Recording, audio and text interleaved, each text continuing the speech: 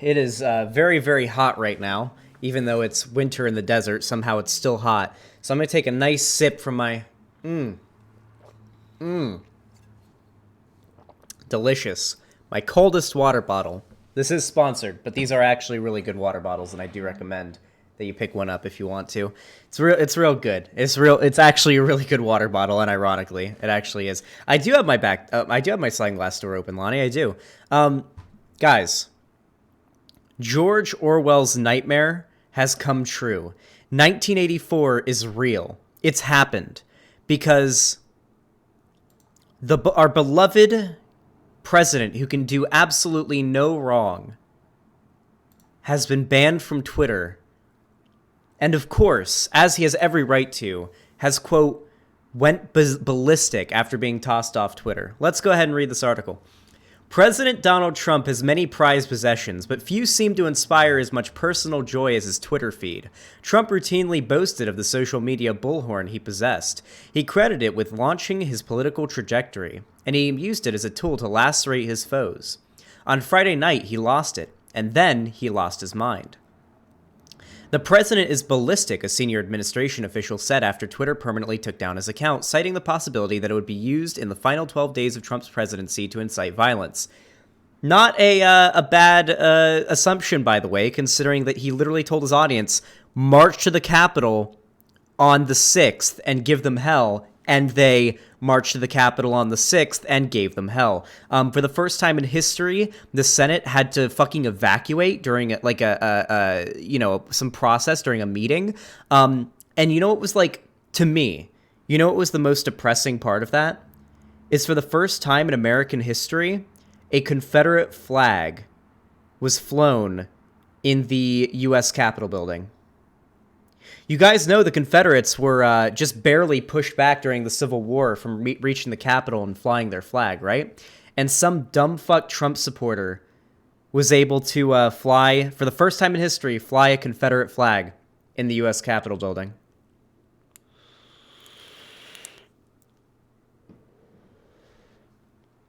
It's fucking disgusting. Traitors, all of them. The official said Trump was scrambling to figure out what his options are. So too was much of the political universe, which has become bleary-eyed obsessive about Twitter these past 4 years as Trump used the medium to fire advisors, sink legislative initiatives, encourage social duress, and lastly, praise the scores of MAGA faithful just days after hundreds of them violently ransacked the Capitol. We can read this whole article. There's nothing too special about it. We'll finish up the article, and then I'm going to get into what I really want to talk about. In a statement issued by the White House, Trump said he'd been negotiating with various other sites while we also look at the possibilities of building out our own platform in the near future. But but aides did not reveal what plans were in the works. When Trump's eldest son, Don Jr., offered up a URL to those hoping to keep tabs on his father's whereabouts, it was a site that had been purchased in 2009 and, in recent years, a place where his books were sold. For those who did sign up, an email was sent plugging his latest work, Liberal Privilege. So Trump is doing exactly what I said he was going to do.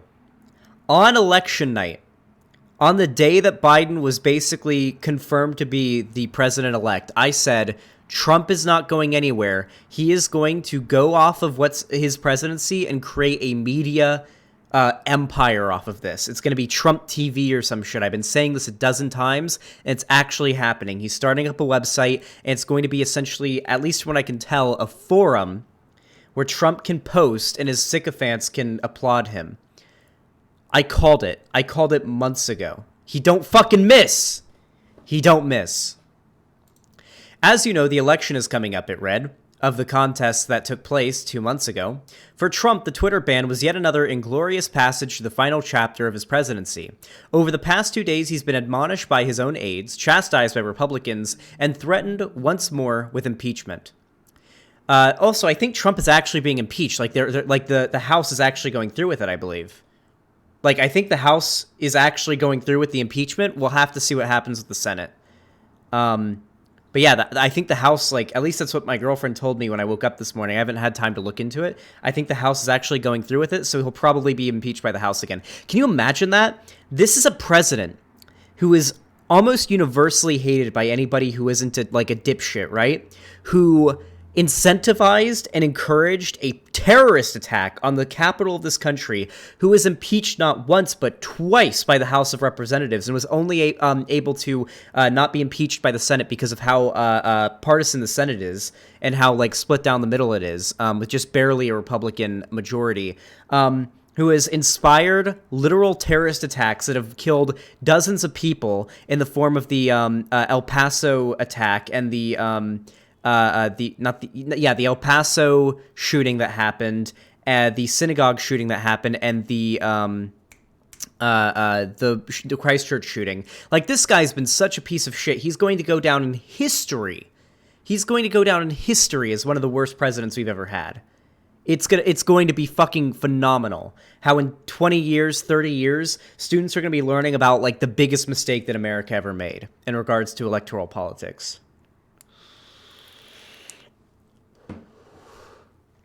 Through it all, he's been uncharacteristically quiet, banished temporarily at first from the main social media platforms, but also unwilling to go out and speak before the press. The only times the public saw him were through awkwardly edited White House-produced videos. In one, he urged for the rioting to end while clinging to the fiction that the election had been stolen from him. In another, he conceded he would not serve a second consecutive term. This is funny because Trump's "hey guys, stop the rioting" thing was, hey guys, I know that these people took everything from you. They ruined your life. They stole the election. They're trying to destroy our democracy. But don't do anything. Go home. You're beautiful people. I love you all. But don't do anything about it, okay? I know they're horrible people. They're basically the spawn of Satan. But don't do anything about it. You know, be peaceful. Don't just go home. That is what he was trying to do. You know, he was dog whistling his ass off in that, hey guys, stop rioting, especially when you consider the fact that he waited until like 7 to 10 hours after the rioting started to actually say, hey, stop. And there were like aides, there were insiders in the White House confirming to the media that he knew what was going on and refused to make an announcement or a plea to stop the rioting. And when he did, it was full of dog whistles saying, yeah, but keep doing it. Yeah, you're all my special little pog champs. There are no plans to immediately emerge from the cocoon either. One White House official said there were initial internal discussions between White House aides and Trump of doing a last farewell interview, but the official added, I'm not sure if they're going to come to fruition, much of the officials' chagrin? I've never heard that word before. That must be a fucking SAT word, because I Christmas treed my entire SAT. I don't want the lasting impression of this administration to be what happened at the Capitol, the official said. We have a lot of accomplishments of this administration that should be highlighted so that we can leave a good final impression. I'm afraid that's never going to happen. Everything that's happened over the last 4 years, I would say over the last 6 or 7 years, has been leading up to this. There's been like an overall cultural shift towards a fascistic takeover of this country that's been going on since fucking 2014. Not just with the Gamergate stuff. The Gamergate stuff is more of a symptom of it than the cause.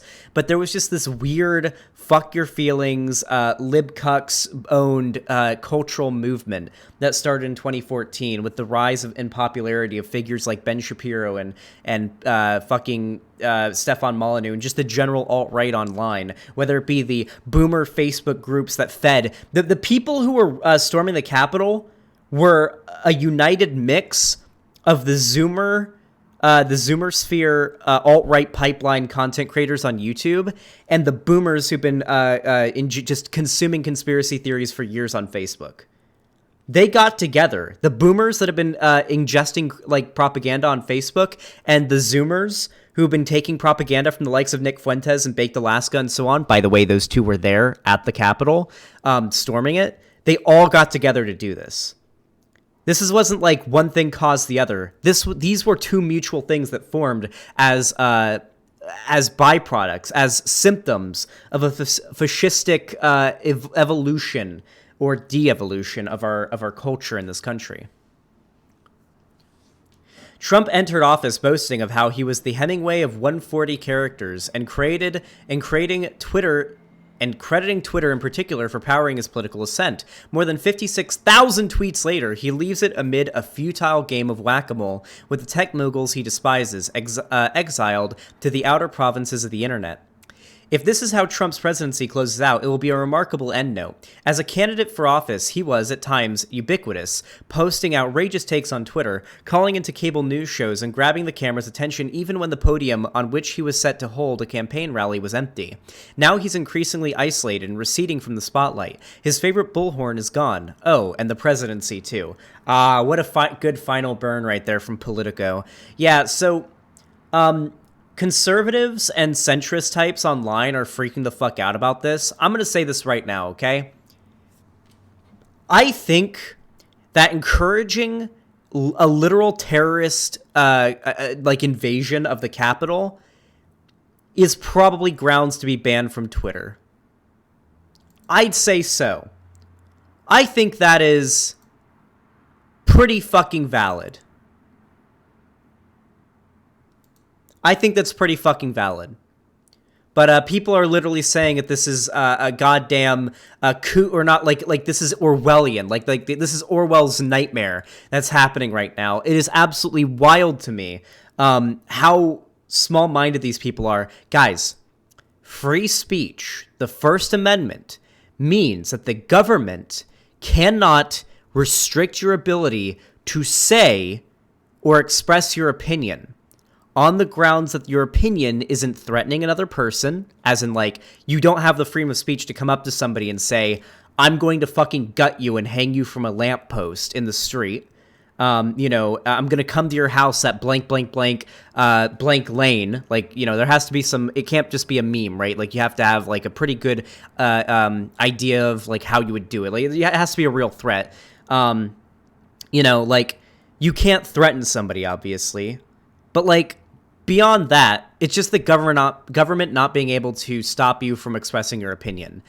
Private organizations are allowed to ban you from their private platform that they created, that you agreed to the TOS of when you made an account. They are allowed to do that. Yeah, Orwell's when Twitter does stuff. I feel like George Orwell's 1984 should be required reading. Or even just the movie. You guys do realize, if you watch the movie 1984, you won't even, like, even then, you should have a good enough idea of what it's actually about. Read George Orwell's Wikipedia page and find out that he was a socialist. Yeah, I had to read 1984 in school, but I know everyone didn't. Wait, hypers if you had to read 1984 in school. I had to read it in high school. Yeah, there's a movie of 1984. It's pretty good, actually. Nope. Most people in chat are saying no, they didn't have to read 1984. There are people literally saying this is like Orwellian. That's fucking wild to me. Oh, look, Ethan got his, look at that. Ethan got his Quebec Mini. Look at that. I got mine right here. Look at my little Quebec. I'm so excited for Hightail. It's going to be so pog. But, like, this is absolutely wild to me how fucking brain dead these people are. And we're not done. We're moving on. Right after this segment, we're watching the Quarterings video because the reaction of people online from this was wild. The Quartering actually locked down his Twitter account. He deactivated his Twitter temporarily after Trump got banned because he thought that he was going to be next or whatever. But to be fair, Twitter is cracking down more on these people, and I want them to continue doing this. They need to crack down more on these people, like hardcore. Also, Lonnie, could you get me some Taco Bell? I'm kind of hungry for some tacos. Thank you. I love you, babe. But yeah, I really do want Twitter to crack down on these people. Listen, okay? Here is my position when it comes to deplatforming, okay? I don't think someone should be banned or deplatformed because they disagree with me. I really don't. Even if someone's a Nazi, I don't think they should be banned or deplatformed just for disagreeing with me. If it happens, I won't be upset. I should clarify. If it happens, I would not be upset. I'm not going to fight for their right to not be deplatformed, but I wouldn't go out of my way to necessarily get them deplatformed. The people, the aspect that I think makes it valid for them to be deplatformed is lying, is spreading misinformation. And as it so happens, all Nazis have to spread misinformation to push their narrative. So this just results in Nazis being, eligible for getting banned or deplatformed based on my standards, right? It is people who lie and spread misinformation that I believe should be deplatformed. And there are very few conservatives that don't do that. So if we banned everyone who used their platform to lie and spread misinformation, there would be very few conservatives left. And ironically, very few lefties as well. There are a significant amount of tankies and class reductionists who lie with their platform that would also get banned under my standards, and I would want them banned. I think that pragmatic, libertarian socialists are the kind of leftists that I want around. Because that's what I am, though I call myself a sock dem for the sake of, memes. I think pragmatic libertarian socialists who don't feel the need to lie about history like tankies do are the types of people who should be platformed when it comes to the lefty sphere, outside of, liberals, right? I'm pretty sure Peter Coffin has called Vosh a pedophile. I'd say that's grounds for getting banned. Yeah, spreading misinformation about people? Yeah, absolutely. Anyway. Don't listen to these dumb fucks calling this shit Orwellian. It's not even close to that. These people are having a little baby bitch mental breakdown over this, and don't take them seriously, okay? Just make fun of them, and tell them to stay mad.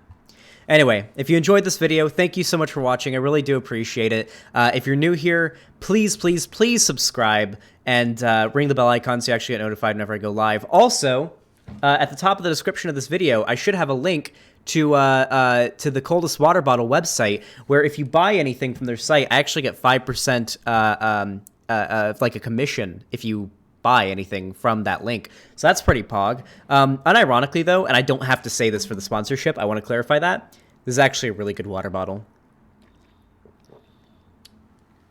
It's actually a really good water bottle.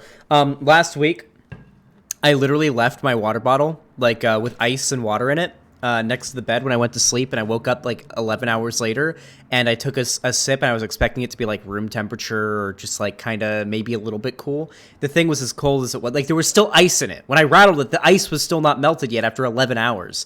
This thing keeps the water bottles fucking cold, okay? So, yeah, definitely do hit that link in the description and get one of these things, because it's actually really good. And I've actually been way more hydrated since I got this thing.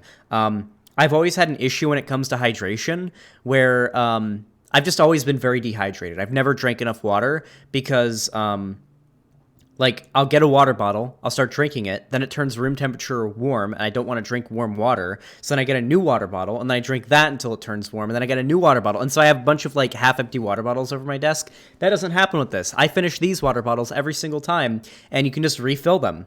They're dishwasher safe and everything. They're pretty good. Yeah, so definitely check one out. Anyway, there's links to follow me on Twitter and Instagram and the link in the description as well. You can go to the description to see that. You can also join my fan Discord through the link in the description. Definitely do that. As well, of course, if you feel like it, if you've got extra money, you don't know what to do with it, and you don't need it for anything else, you could always donate or sub to me on the website, xanderhall.com/live. This is my job. I do, need money to live, so I do appreciate that. Thank you for any support that you guys send. And of course, you can pledge me on Patreon, or maybe even hit the join button to become a member on YouTube, or super chat on YouTube as well.